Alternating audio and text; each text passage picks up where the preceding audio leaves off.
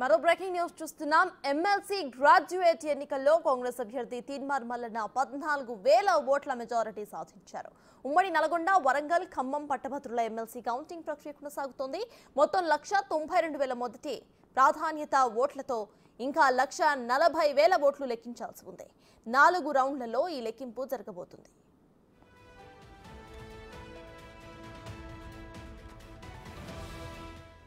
మొదటి రౌండ్లో కాంగ్రెస్ పార్టీ అభ్యర్థి తీన్మార్ మల్లన్న బీఆర్ఎస్ అభ్యర్థి రాకేష్ రెడ్డిపై 7,670 ఓట్ల ఆధిక్యత కనబరిచారు. రెండో రౌండ్లో కాంగ్రెస్ అభ్యర్థి తీన్మార్ మల్లన్న 14,642 ఓట్ల ఆధిక్యతతో కొనసాగుతున్నారు. ఈ రౌండ్లో మల్లన్నకు 34,575 ఓట్లు, బీఆర్ఎస్ అభ్యర్థి రాకేష్ రెడ్డికి 27,573 ఓట్లు, బీజేపీ అభ్యర్థి ప్రేమేందర్ రెడ్డికి 12,841 ఓట్లు, స్వతంత్ర అభ్యర్థి అశోక్ 11,018 ఓట్లు పోలయ్యాయి.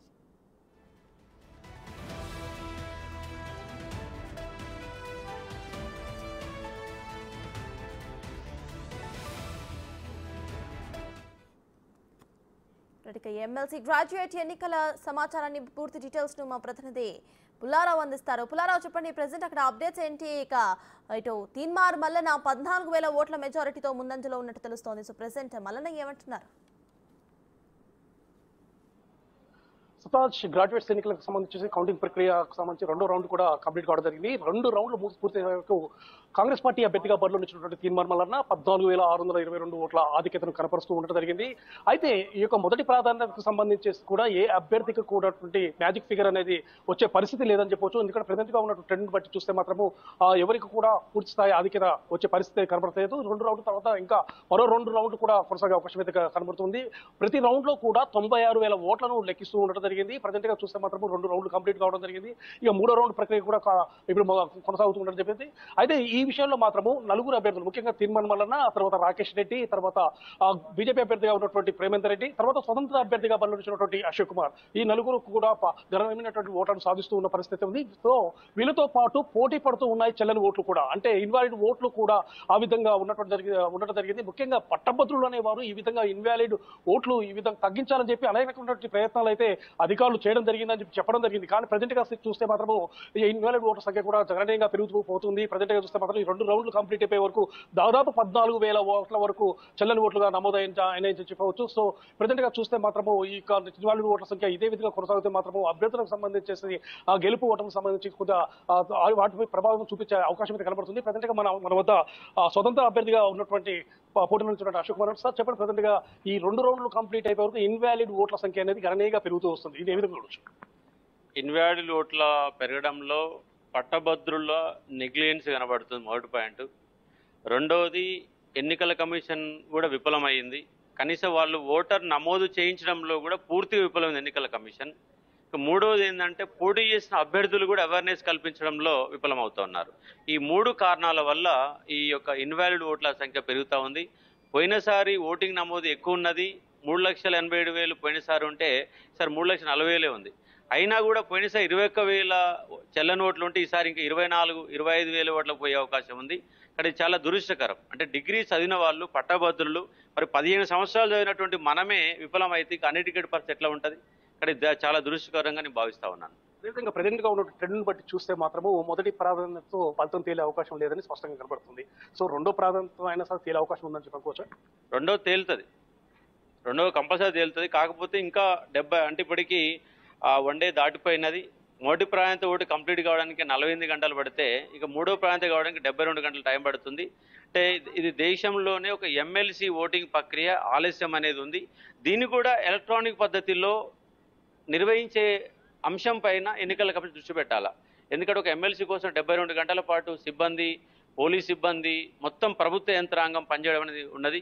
దానికి ఎలాంటి ఉంటే బాగుంటుంది అనేది ఆలోచన చేయాలని నేను డిమాండ్ చేస్తా ఉన్నాను. అయితే గతంలో 52 టేబుల్స్ పై కౌంటింగ్ జరిగింది. ఈసారి 96 టేబుల్స్, అంటే తొందరగా కంప్లీట్ చేయాలని చెప్పి కూడా భావిస్తూ జరిగింది. ఇది అసలు డిలే కావడానికి కారణం, ఎందుకంటే మీరు లోపల ఉన్నారు చూస్తున్నారు, డిలే కావడానికి కారణం ఏంటి?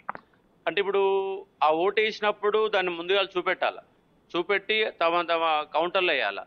కౌంటర్లు వేసిన తర్వాత మళ్ళీ 52 మంది మళ్ళీ బండిల్ చేయాలా, బండిల్ చేసి మళ్ళీ లెక్క పెట్టాలి. అంటే ఒక్కొక్క ఓటుని 3 సార్లు చేయాల్సి వస్తుంది. 3 సార్లు ఏమో బాగా బ్యాలెట్ బాక్సులు కింద పోసి లెక్క పెట్టాలా, మళ్ళీ అన్ని కలపాలా, మళ్ళీ తీసుకొచ్చి మళ్ళీ చూపెట్టాలా, మూడోది మళ్ళీ కౌంట్ చేయాలా, అంటే ఒక్క ఓటుని 3 సార్లు కౌంట్ చేయాల్సిన పరిస్థితి ఉన్నది. దాని కారణంగా ఆలస్యం అవుతా ఉంది. టోటల్ గా ఇది ప్రక్రియ మొత్తం కంప్లీట్ కావడానికి అంటే ఇంకా మరి కొంత సమయం పట్టింది, దాదాపు 72 hours పట్టే అవకాశం ఉంది. అవును, కంపల్సరీ రేపు సాయంత్రం వరకు, ఇవాళ సాయంత్రం వరకు మొదటి ప్రాంతం ఓటు చేయడానికే 48 గంటలు పడతాయి. ఇంకా మూడో ప్రాంతం అంటే 72 గంటలు కంపల్సరీ పడుతుంది. ఎందుకంటే ఇది ఆ ప్రక్రియ కూడా అలాగే ఉంది. కొంత అధికారులు కూడా కొంత వేగంగా దీన్ని ప్రకటించే విధంగా ప్రయత్నం చేయాలని కూడా నేను కోరుతా ఉన్నాను వాళ్ళని. ఇది ఈ కౌంటింగ్ ప్రక్రియకు సంబంధించేసి కొంత నిదానంగా కొనసాగుతుంది, నత్తనడకన కొనసాగుతుందని చెప్పేసి కూడా మనకు తెలియవస్తుంది. మొదటి రౌండ్ సంబంధించేసి అంటే ఈ మొదటి ప్రాంత ఓటర్ లెక్కింపులో మొదటి రౌండ్ కంప్లీట్ కావడానికి దాదాపు 48 hours వరకు పడుతూ ఉండడం జరిగింది. సో ఈ విధంగా కంప్లీట్ కావడం, ఈ విధంగా పూర్తి స్థాయిలో అంటే 3 రౌండ్లు అంటే మొదటి ప్రాంతంతో పాటు మొదటి ప్రాంతంతో ఫలితం అనేది తేలకపోయేసరికి రెండో ప్రాంతం కూడా తేలకపోయేసరికి మూడో ప్రాంతం. సో ఈ విధమైనటువంటి పరిస్థితి కంటిన్యూ కావడానికి మాత్రం 72 hours పడుతుందని చెప్పవచ్చు. ముఖ్యంగా ఈ యొక్క చెల్లని ఓట్ల విషయంలో మాత్రము అభ్యర్థుల మధ్య కూడా చాలా రకమైనటువంటి అనుమానాలు కూడా తలెత్తు వస్తుంది జరిగి, ముఖ్యంగా ఈ అభ్యర్థుల తరపున వచ్చినటువంటి నాయకులు కూడా ఈ యొక్క విషయంలో మాత్రం అధికారులతో గొడవ దిగుతున్న పరిస్థితి అయితే ఇక్కడ కనబడుతుందని చెప్పవచ్చు.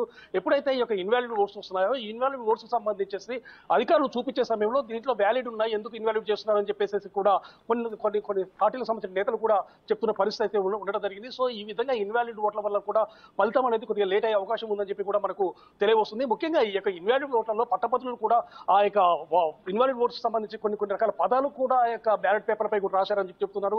దాంట్లో జై జై అని చెప్పి కొంతమంది రాశారు, కొంతమంది ఐ లవ్ యూ అని చెప్పి రాశారని చెప్పేసి కూడా చెప్తూ ఉన్నటువంటి పరిస్థితి ఉండడం జరిగింది. సో ఈ విధంగా పట్టభద్రులు మంచి విద్యావంతులు అయి ఉండి కూడా ఈ విధంగా ఈ యొక్క ఓటు హక్కును వినియోగించుకుని విఫలమవుతున్నారు అని చెప్పేసి కూడా పోటీ చేసినటువంటి అభ్యర్థులు కూడా వాపుతున్న పరిస్థితి అయితే ఉండడం జరిగింది. సో ఈ విధంగా ఎమ్మెల్సీ ఎన్నికలకు సంబంధించేసి ఈ విధంగా ఫలితం అనేది రావడానికి చాలా ఆలస్యంగా ఉంటుంది కాబట్టి ఈ పద్ధతి కూడా కరెక్ట్ గా లేదు.